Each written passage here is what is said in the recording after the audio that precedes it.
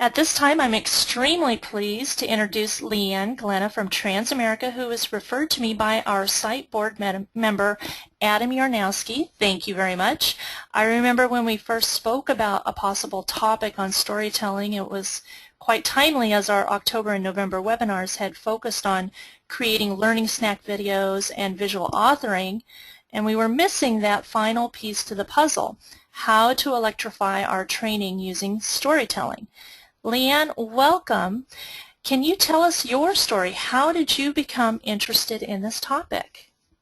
Thank you, Sandy. I sure can. My clients are financial institutions. Unlike many of you, I train loan officers how to promote products and services to you, the customer. Over time, I've repeatedly heard managers say, tell the story to sell more.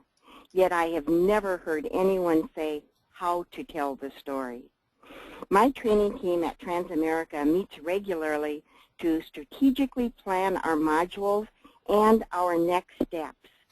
In one of our meetings, my suggestion was storytelling, and as an avid researcher and reader, I had found 3 books very interesting on the topic, and I knew for sure that this was a hot topic when last year a new book came out, Business Storytelling for Dummies. Makes sense. This started me on the path of storytelling in my training. So are we all ready to start? Mm-hmm.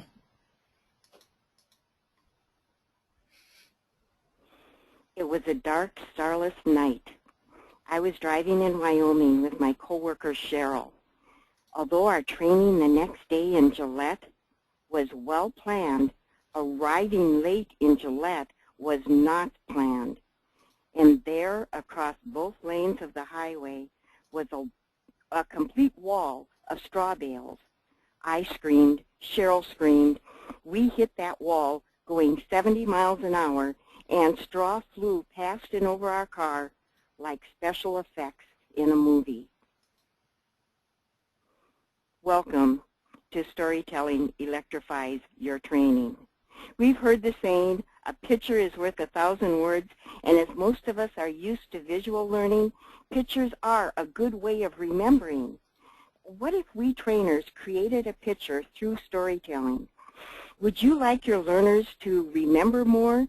Would you like your rules or your SOPs, standard operating procedures, be reinforced? Our session today shows how to bring stories to your training. That is our topic for today. My name is Leanne Glenna, and I'm glad to hear there's another Leanne on the call today. And I live in Minnesota, the land of polar vortexes, in Transamerica's St. Paul office. I'm a master trainer who loves my job of helping my participants, and today, that's you, succeed. So are you ready? I'm ready. Okay. So today's session, just do another page down, Sandy. Here we go. Today's session will help you bring your stories into your training presentations and your design process, and you will engage your participants in a dialogue with a visual message.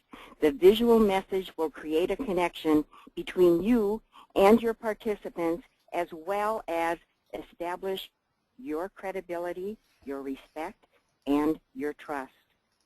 We've all told stories, and we've all heard both good and bad stories. So what is it that makes a good story?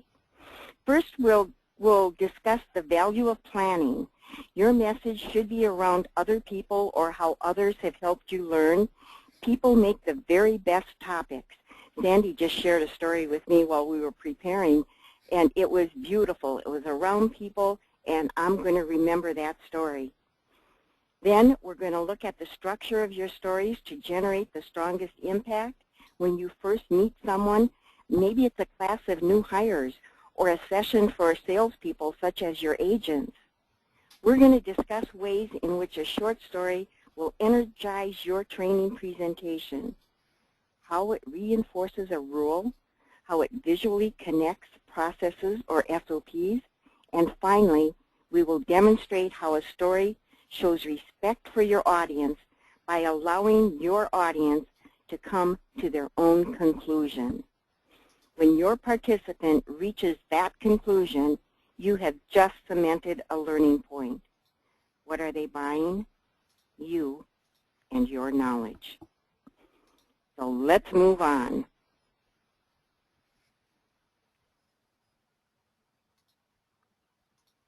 Our food for thought today. Don't tell fish stories where people know you, but particularly don't tell them where they know the fish.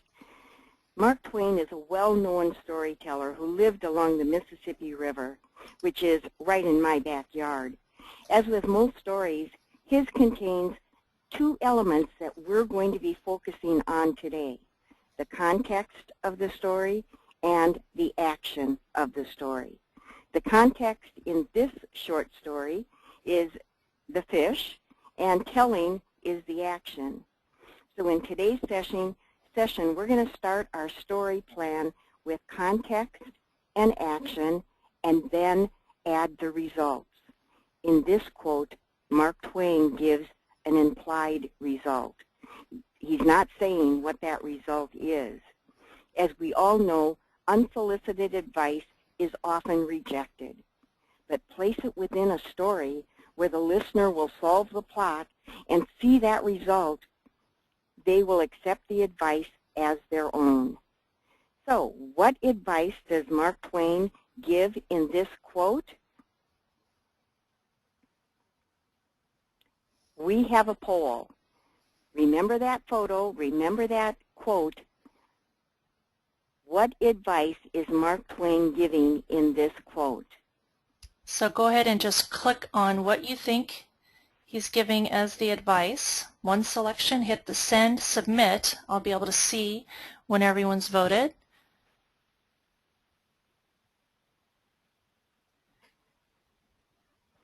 And how much time do we have, Sandy?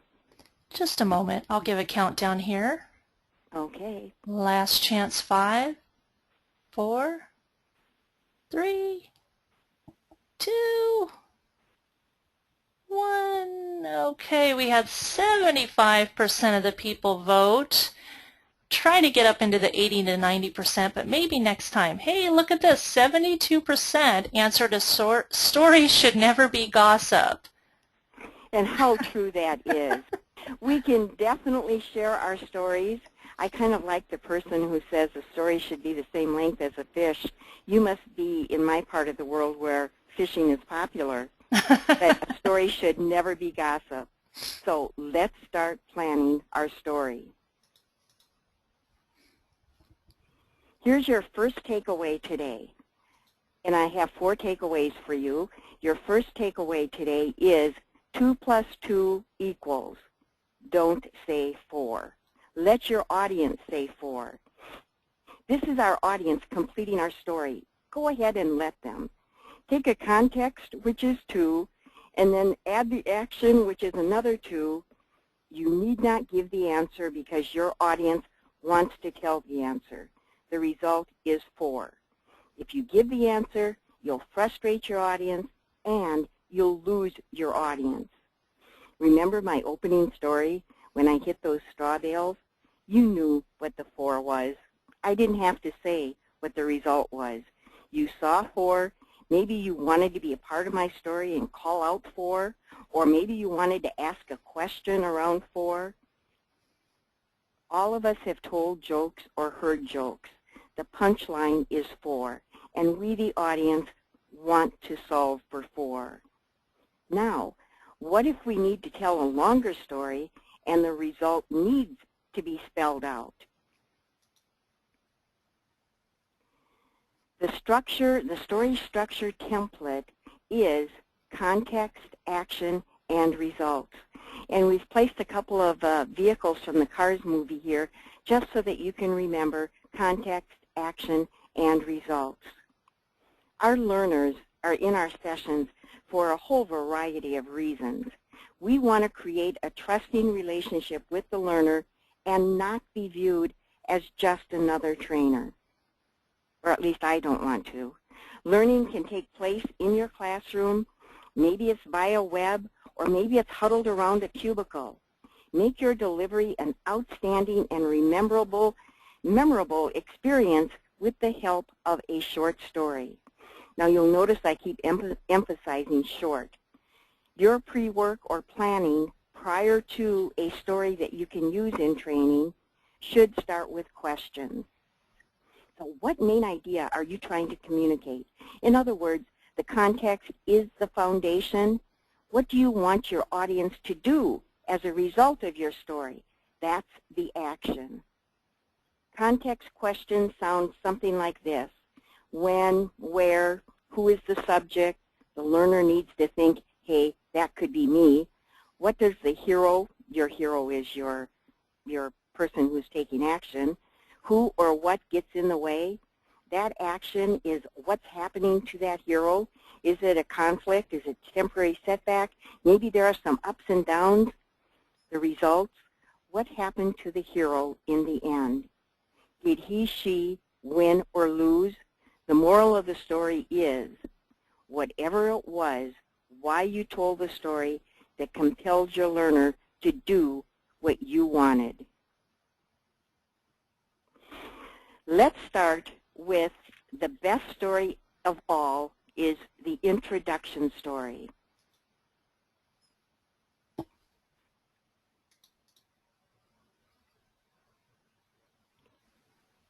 Hello, my name is. Now, an introduction story is also called an elevator speech. So I want all of you to raise your hand, yes or no. Do you have an introduction story or an elevator speech? Lavette does. Kim, Brenda, Bethany, Cheryl, Damon, Kim, Joe, Carly, Bobby, Bernie, Cynthia, Kim. Okay, looks like about a third of the folks here have stories. Okay, that is terrific. Well, now is the time when we're going to talk about your introduction story or your elevator speech. So perhaps you can share with us yours, or maybe you can enhance yours. Or for those of you who don't have one, I've got to tell you it's important to have one. I have a very good friend who is a contract trainer, and a few years back she was training at the Carlson companies, which for those of you who know, they own a lot of hotels and restaurants. Mm-hmm. And there she was, actually in an elevator, and here's an elderly gentleman boarding the elevator. He turns to her and says, "What do you do?"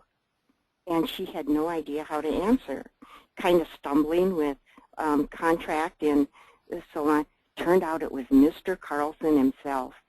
Since then, she has always had an elevator speech. So here's our second takeaway, your introduction story. Introducing yourself with a story, and we can page down, is one way to earn respect and trust on that first meeting. So for those of you who have an elevator speech, make sure that it is 25 to 30 words long. It is 30 seconds. It's a brief description of you and what you do. Imagine walking into an elevator. You're nodding to that person that's already there. You press the desired floor. The door closes, and your job is to introduce yourself and your product before the door opens on the desired floor. The goal is to intrigue the listener and make them want to hear more. My introduction to you at the beginning of this session was an elevator speech. Hello, my name is Leanne Glenna. I live in Minnesota, the land of polar vortexes, in Transamerica's St. Paul office. I'm a master trainer who loves my job of helping my participants succeed. The door opens on that chosen floor. Now, what I like to do at the end of an elevator speech is turn to the person I'm talking to and say, "And what do you do?" And hopefully they come back with their own elevator speech. I have 3 tips to share with you. 1, introduction and handshake. hello, my name is Leanne Glenna, shaking hand, my business, but not an infomercial. I've heard introduction speeches that are infomercials, and then try to incorporate a question at the end. Oftentimes, what do you do? Leanne, that's a great elevator speech, and I'm just curious, since we had a third of our participants raise their hand, raise your hand again if you want to be the brave volunteer to come off mute and share your elevator speech.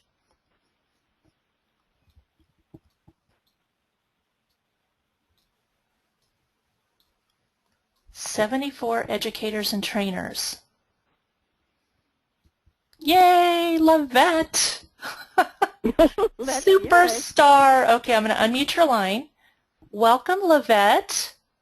Thank you. Can you hear me okay? Yes. Yes, we can. Okay. I usually, you know what, I've never seen it like this, 25 to 30. I think that might be part of what my problem is, but I can give you what the gist of what I usually tell. I say, hi, my name is Lavette Bobbitt, and I'm a sales instructor with Allstate Insurance. I've been doing this now for the past 12 years. I like to call myself a light bulb moment maker, and what that means is that I like to see when you get it, when the light goes off in your eyes and you get it, and just take it from there. I love it. That is awesome. Awesome. I like that light bulb. I'm going to jot that down. That is great. Thank you so much, Lavette, and I'll go ahead and mute your line. Now, we had another volunteer, Sophia. You do have to put in your 2-digit PIN on the telephone keypad for me to be able to unmute your line, and that's shown in your audio control panel. So lower your hand. Any other volunteers want to share your elevator speech?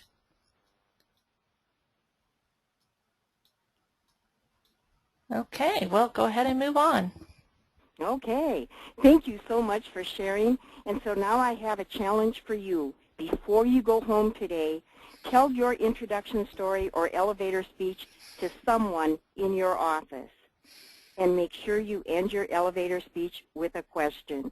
It can be as simple as, what do you do?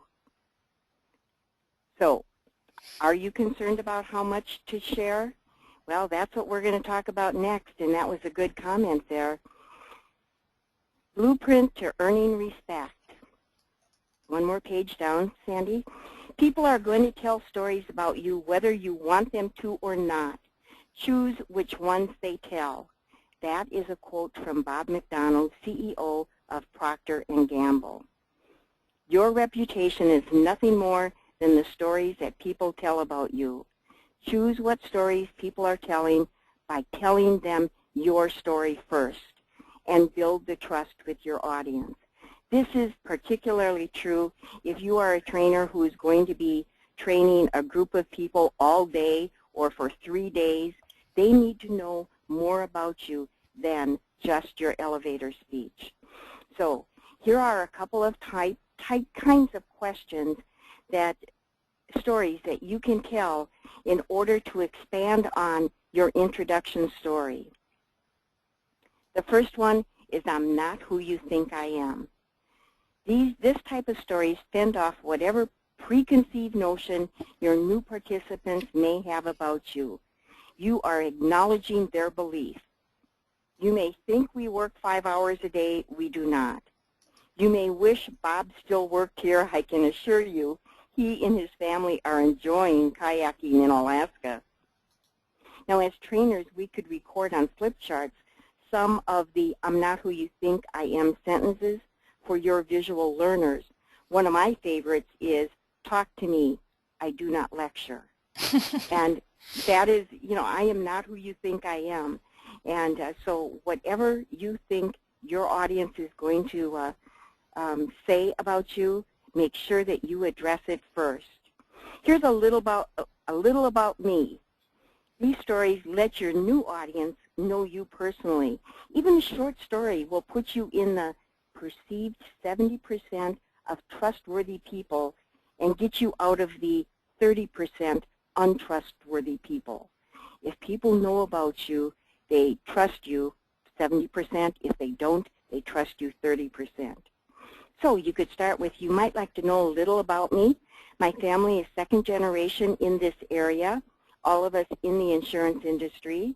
Or, myself and my family live in the Polar School District over in the next suburb or county. Is that where your children go to school too? Asking a question of your audience or conducting an icebreaker to learn the commonalities among your participants, all of this will earn respect. And if you are using an icebreaker, make sure that you join in the icebreaker so that the participants learn about you as well. And then, why I work here. I hope that all of you work with passion. Figure out why you chose the path of trainer. Just answer the question, I enjoy working here because, or I really like coming to work each morning because. Now, I can very honestly say, because I have two of my coworkers on the phone with me today, I absolutely love my coworker, Kim, and I so respect, and I love you too, Adam, my boss, Adam. So these are reasons that we come to work. Make sure you know the reason that you come to work as well. These tips all come from a book by Paul Smith entitled Lead with a Story. And all of my resources for this session are going to be on the last page of our PowerPoint. And Sandy, we should be able to share that with everyone, shouldn't we? Yes, we're going to be posting the recording with the entire PowerPoint presentation at the site website archives for webinars after the event. Okay, thank you. Now that we've discussed how a story can establish positivity, inspiration, and even trust with your audience, let's talk about some descriptive wording. A good story is structured with descriptive words such as metaphors and similes. These are comparisons. The way that you can remember is simply state a starting of a sentence and then add as or like and continue with the session. Let's look at these two examples. In the question box, chat two answers to these two sentence starters. The client was as excited as what? Or the phone caller snapped at me like a... So let's just do the first one first. Chat out, the client was excited as, Kim says, a 2-year-old Christmas. Sandra, a child on Christmas morning. I love Eric's, a dog on a leash. Okay. Clara says, the client was excited as a high school cheerleader. That's excitement. Kid in a candy store. Thank you, Stephanie. Let's see if there's any other. Oh, Lynn, the client was excited as a puppy with a new ball. Oh, I can just see these, can't you? Yeah. Matt says, a racehorse. Kristen says, a squirrel with a nut. Adam says, as a bee circling a flower. Okay. Christina, a child in a candy store. Ruth, even a blind squirrel finds a nut now and then. Yes. Bridget, me at Disney World. Nancy, snapped at me like a turtle in a mud bog. Snapped at me like a turtle in a mud bog. That is, this phone caller snapped at me like a turtle in a... I like that. Yeah. Adam, like a gator chomping on a piece of chicken. Oh my God. Ayana, Super Bowl. That's a visual. Oh, since we're coming up on a Super Bowl, Ayana says Super Bowl champ on the way to Disney. All right, and Lavette, yes, winning team at the Super Bowl Sunday. This is fun. That's great. Okay, so let's try the second one. The phone caller snapped at me. Oh, okay, we already were. The phone caller snapped at me like a. Some Okay. people jumped on that right away, Sandy. Yeah, if you've got any others that you'd like to share, just chat them in there. That's great. Mm-hmm. That is how you can enhance any of your stories, simply by using the as, excited as, or as good as, and then like, and just like that. Look at how descriptive all of you were. Now, in a few moments, I'm going to display an image on a screen, and I find this very, I guess it stirs my creative thinking. Your job is simply to decide what story this picture holds. What does this look like? So we're going to move on to the next screen, and there's a picture that we're going to show you. And there we go. You can definitely chat some thoughts on this picture. I'll give you an example. Balancing coins on a desk is as precarious as driving the interstate to work. Does anyone have something else that this picture can say? Kim says, bored at work. Ruth says, like someone has too much time on their hands. Nancy knows the trick. It's super glue. Okay, there we go. Adam says it's definitely a college student. Bernie says they can't decide heads or tails. Okay, that's good. Ayanna, the Borg now controls money. Right. Eric, money talks and stands. Okay. Oh, that's good. Sophia thinks it's photoshopped. Well, you know, that could be. Clara, like an excited slot machine gambler. Mm-hmm. Oh no, this is sad. Damon says, waiting patiently on hold for customer service. Oh, my gosh. I hope not. Well, Debbie is getting the metaphor out of it, time and money wasted. Brenda says, it's my retirement fund. Oh, these are all great. Thank you, everyone, for weighing in. They sure are. Absolutely they are. And so a couple others that I was thinking of, my work takes as much focus as placing coins on their edge on the desk, but I like your answers better than mine. Waiting for a phone call is as nerve-wracking as waiting for the coins to fall. That's very similar to the last one that we heard. Let's move on now to blueprinting our training plans. Okay, I'm going to give you 3 different examples. We're going to blueprint onboarding, we're going to blueprint service and customer service, and then we're going to blueprint sales. So we are moving on. We're going to start with onboarding or new hiring. I don't know if any of you do onboarding or new hire. Most of us have at some time.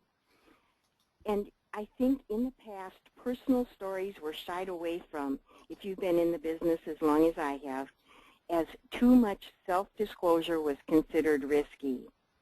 Today, with digital storytelling everywhere on self-expression platforms such as YouTube, Twitter, Facebook, now everyone tells all. On the other hand, you may be a more private person. I have lots of sisters, and one of my sisters refuses to be on Facebook because she fears judgmental people. You have a choice with your stories. You can choose to use fictional heroes in your stories, or you may be excited about sharing your personal story as you do every day with posts or blogs. Make your storytelling fit your style. Here's our third takeaway. I found stories that apply to all training opportunities. First, a story can solidify a rule. Second, a story can bring a desired action alive. And third, a story places your audience in a listening and buying mode.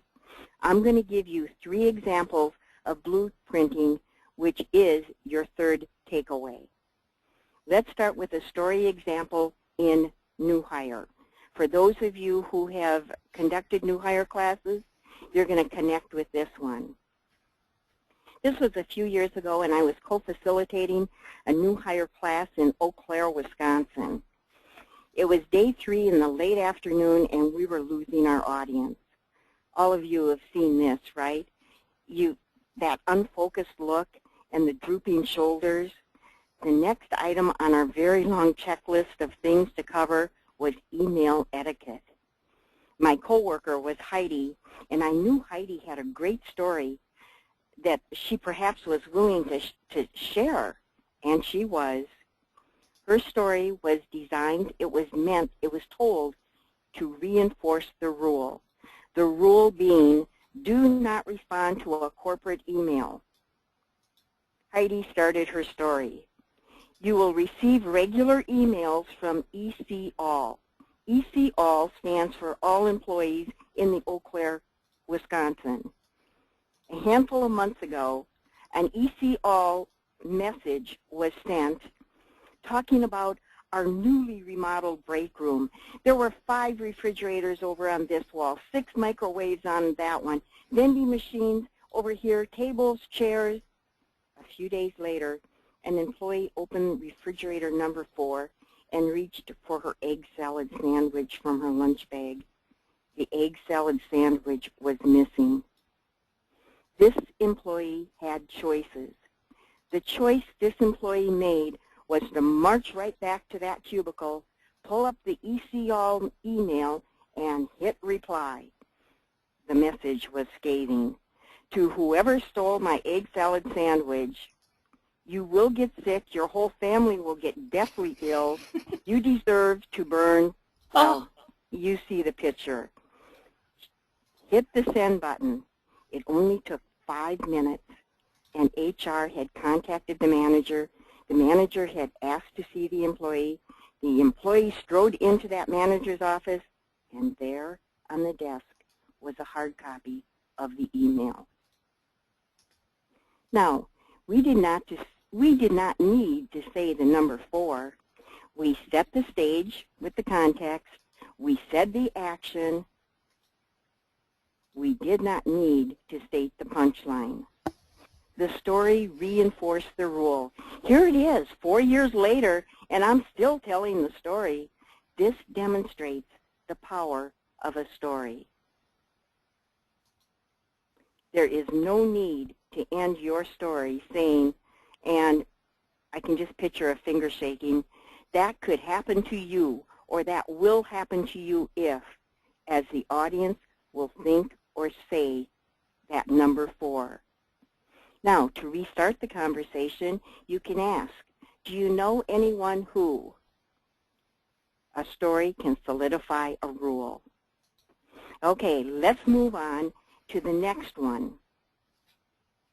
Let's look at how a story can bring a desired action alive. And this is an example of customer service training, which most of us have conducted customer service training. In most customer service sessions where stories are told, I've heard all about bad service. Do we really need bad service stories when each of us has experienced our own share of bad service? No. Stories for customer service should mimic the values and mission of your company. For example, if your rules or SOPs state answer all phones within 3 rings, tell a story that's 3 rings long. You can make up a story or use a nursery rhyme. I kind of like Mary Had a Little Lamb or Peter, Peter, Pumpkin Eater. Demonstrate that nursery rhyme a couple of times, and the employee will do the same when that phone starts ringing. This shows how quickly time passes for your customer on the other end of the phone. That customer who's sitting at the desk making all the coins stand up on end. In a communication session, communication stories should be upbeat and positive. I really like the pay it forward stories. There are good people in this country. You have good customers and you have good employees. Did you hear about the person at the fast food drive-thru? He paid for his meal and he added an extra $1,000 to the bill and handed it to the astonished clerk while giving the instructions to pay for meals ordered by all cars following him until the money was gone. 88 cars later. This pay it forward story had context, setting the scene. It had action, 2 plus 2, and we need not say the result. The result, of course, is, can you imagine if you had been in one of those 88 cars? Okay, let's go on to our third. A story places your audience in a listening and buying mode. So what message are we going to share? This story makes a promise to the audience. A well-told story, picture this, a well-told story is like a slingshot. You pull it back with the context and you shoot forward with the action. In sales training, we often see language and techniques for closing sales, what the salesperson should do, how the salesperson should act. Often, we must teach a technique such as spin selling or impacts. We can still tell a story or have an activity. Now, I'm going to share an activity with you, and I hope all of you participate. And at the end, I'm going to ask, what message does this activity tell? So here's the activity for you. It's your next takeaway because I know you're going to use it in your next training. Is everyone ready? So everyone can stand up, or if you're in a place where you can't stand up, sitting down is okay as well. Look up at the ceiling. Now imagine on the ceiling that there is a clock. The clock is just pasted right there on the ceiling, and you're going to take your finger and you point at the 12. Now, take your finger and slowly go around that clock face clockwise. You're going clockwise around that clock face from 12, 1, 2, 3, all the way around. Now slowly, very slowly, still moving your hand, going all the way around. Keep going all the way around. Move your arm down slowly. Keep moving it down. Keep turning your finger. Move your arm down so that your elbow is touching your waist. And you're still turning your finger. Now look down at your hand, and what direction is your finger going? Oh, that's weird. Oh, it is weird. But now, what message does this activity tell? I'd love to see some in the question box. Hopefully all of you were seeing your finger go counterclockwise when it was down at your waist level. Raise your hand if you saw that change. A couple of people. I have to tell you honestly, I did it once by myself before the session and I didn't really get it. So okay, all right. It worked the second time. Sophia saying different view changes perspective. Yeah. Oh, 2 thumbs up to whoever said that. That's Sophia. Sophia, 2 thumbs up to you. I'm assuming that other people are trying it again because they aren't quite getting it yet. It took me 2 tries. Clara says, things are frequently not what they appear to be. Oh, that's another. See, whatever you are typing in there, that's the message that you're going to share when you use this activity with your participants. And I have to give 2 thumbs up, by the way. I have to give credit where credit is due. Some of you may know the speaker, Tiage. He lives in Indiana, and he's the one who shared that one with me. Is it Tiage? I thought it was Thiagi. Well, maybe I'm saying it wrong. Is it Thiagi? Yeah, there's another I in there. Okay, maybe Thiagia.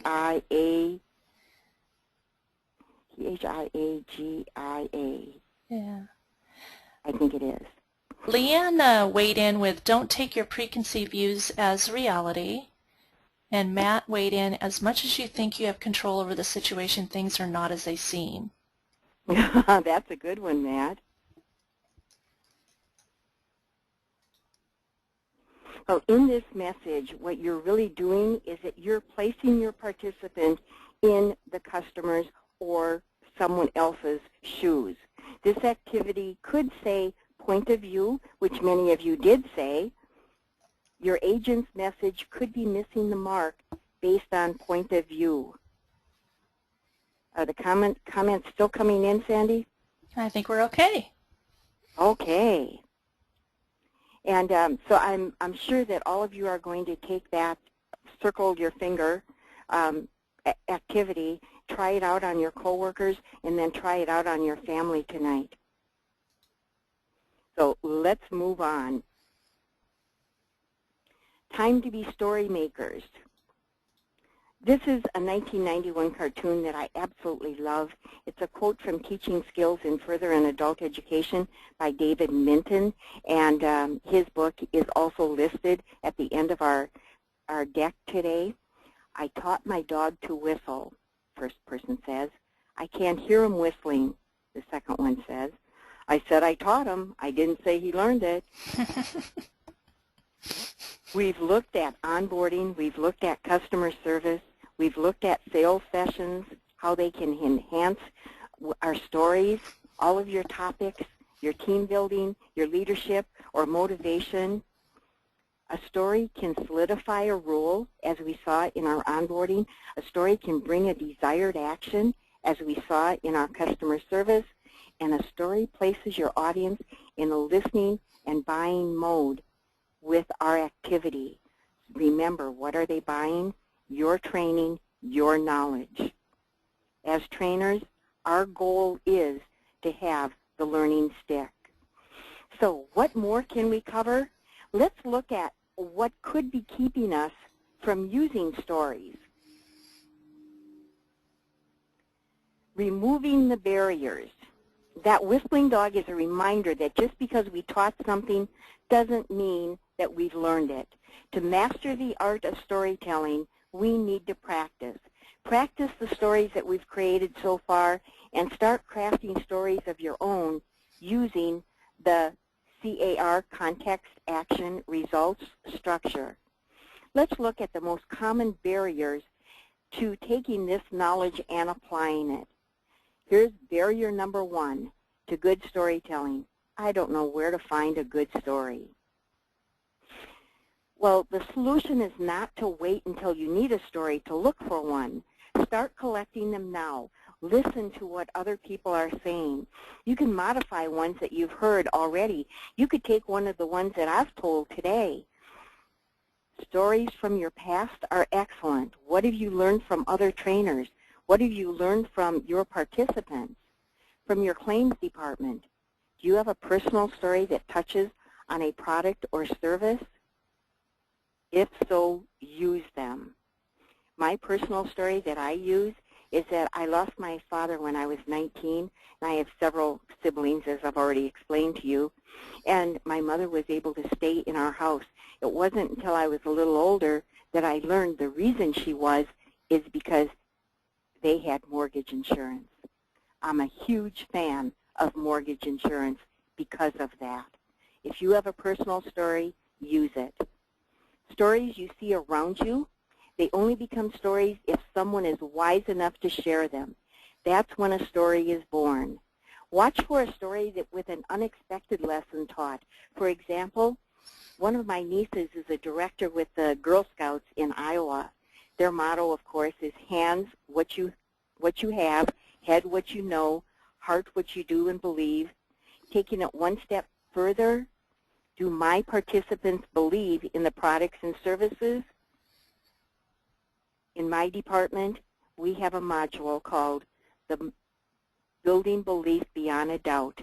It's a very successful sales module, and it goes right back there to what the Girl Scouts are saying. Stories that other people tell, these are the richest source of stories that you'll ever have, are the ones that you hear other people tell. If you simply pick and choose the very best, you'll have your own greatest hits collection of stories to use. Ask your coworkers or your collection department or your claims department. Ask your manager, what story have you found yourself telling over and over again during your career? You can search the internet. No matter what kind of story you're looking for, chances are it's already been written. Find it. Now, barrier number two is how do you remember the story when you need it? Use any technique that works for you. Write them on a Post-it note. I'm a fan of sticky Post-it notes everywhere. Practice in front of a mirror. Practice in front of your family around the dinner table. Simply start by saying, "Have I got a story for you?" Remember to structure it and keep it short. Your flip chart could say something different. So in the middle of your session, tell a story to reinforce a rule or a standard operating procedure. At the end, to reinforce an action. What do you want your audience to do? Short stories are the best. Here's a story that about a person I saw that was the best user of short introduction stories. I was training at a bank in Arizona and saw and experienced a great storyteller. His name was Juan, and he was so happy to have customers walk into his branch there on Camelback Road in Phoenix that he introduced that customer to everyone.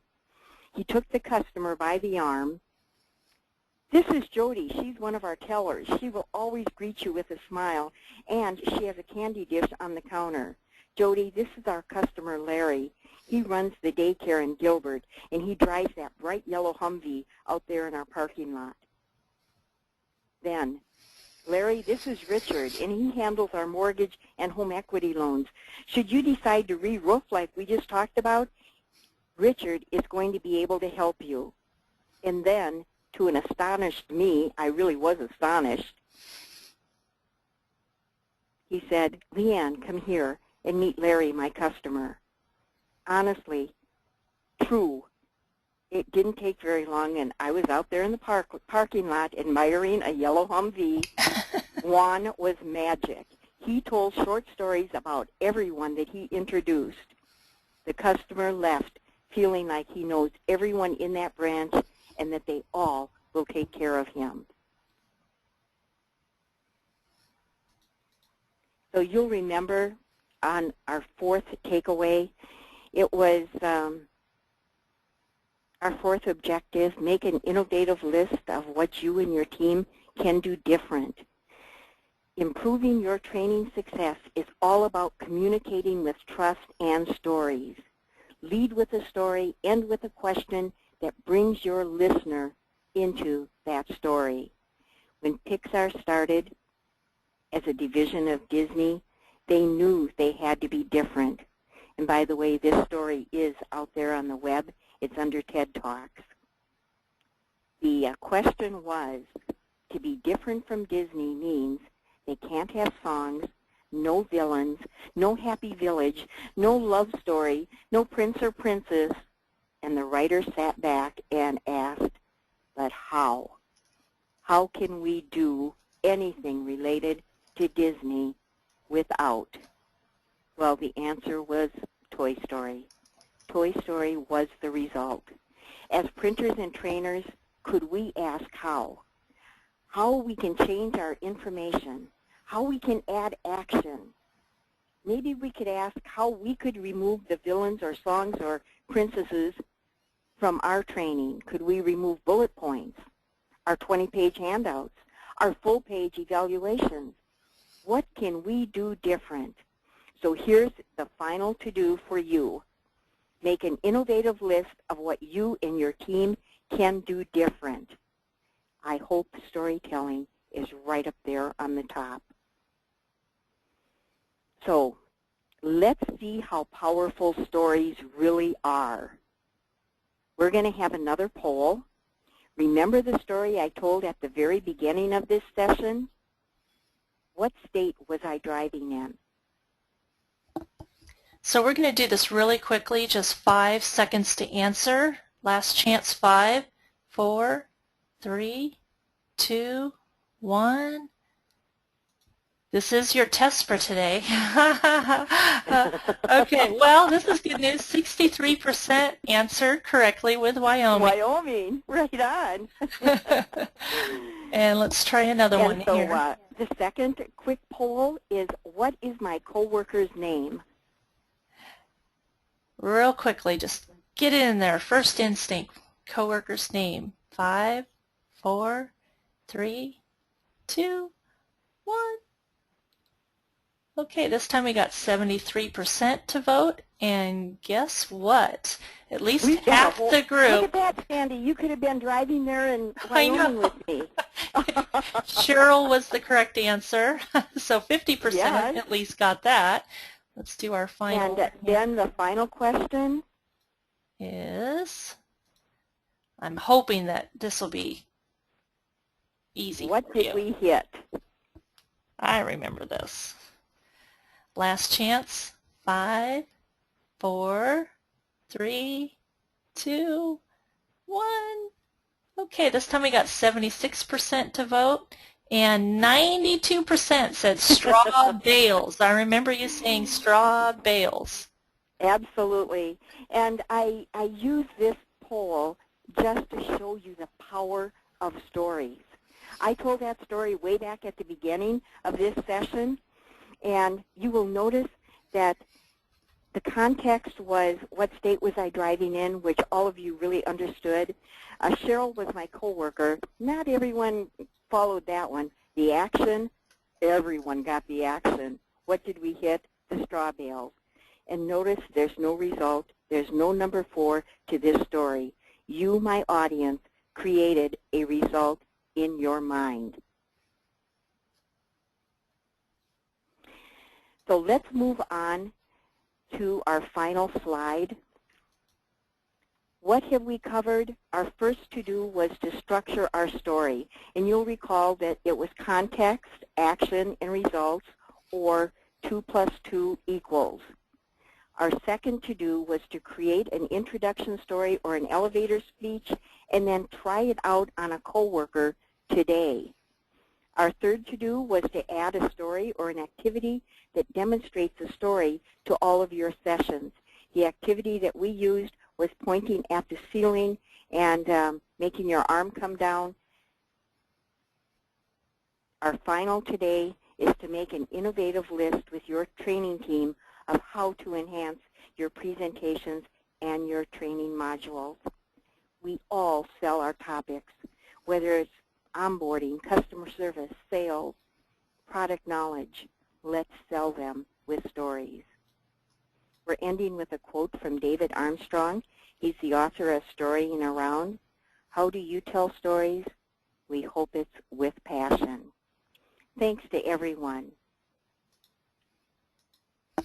And we do have some resources for you on the screen. And again, I'm going to post a copy of the slide deck with these resources to the site webinar archives for members. They access those anytime, and we have quite a few other webinars there.